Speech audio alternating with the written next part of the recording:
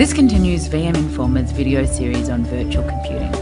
In the next few minutes, I'm going to explain the risks of virtualization and a technical overview. So let's get started. Virtual computing has been embraced by server teams and IT infrastructure personnel because it offers flexibility and significant cost savings. Provisioning and management of systems and devices is almost instantaneous. Huge infrastructures can be run by smaller teams. But what are the security risks? Virtual environments are not less secure than physical ones, but there is an extra dimension of risk that needs to be managed differently. The majority of risks in virtual computing are human factors. Busy server teams have a huge volume of information to manage and a myriad of settings to control. It's an impossible task to get the necessary visibility across the whole virtual computing platform. Sometimes security is perceived as somebody else's responsibility and something that gets in the way of daily business. When you're busy, you don't have the time for complete maintenance.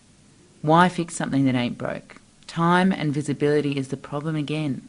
High-risk attributes remain unknown. Virtual computing is consolidated, unaudited and self-regulated.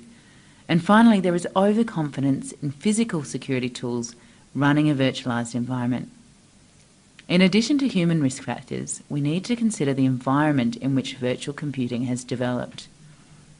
Virtualization always begins with a low-risk test in deployment systems. In the next stage, it gets deployed into production, mission-critical and internet-exposed systems.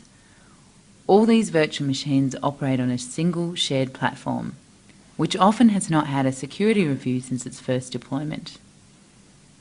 Traditional security tools, where they're virtualized themselves, treat the virtual environment from the perspective of the virtual machines being physical computers. These tools do an important job and properly configured afford some, but not complete protection. The virtual network is not as transparent as a traditional network.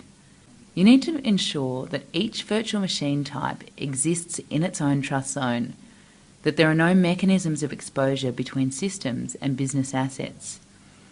Additionally, there are alternative ways that systems can interact. These transactions don't go through the network or the firewall. Guest to guest, guest to host, and host to host, for example. If your infrastructure team are relying on firewalls and the security team are relying on the infrastructure team, you might have a problem. Virtualization administration software is powerful, and nothing like it exists in a traditional computing environment. Many attributes can be quickly and usefully managed by the administration software. Of course, a simple misconfiguration can manifest itself many times. This is common.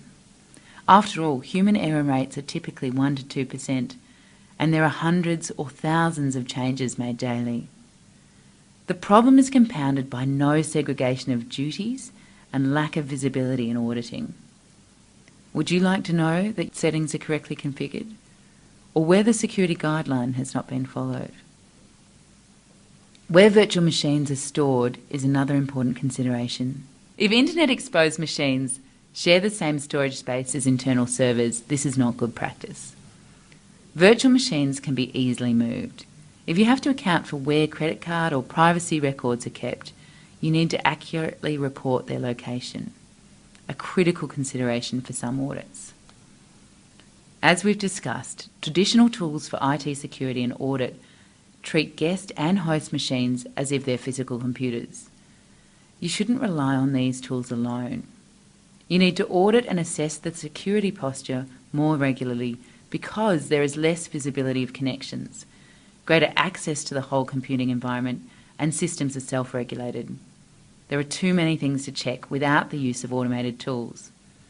Audit and security checks need to incorporate all the relevant manufacturer hardening guides and the relevant industrial, regulatory and statutory controls. In a virtual computing, the administration teams need more visibility and comprehensive overview to do their job more efficiently. It's a false economy to do anything else.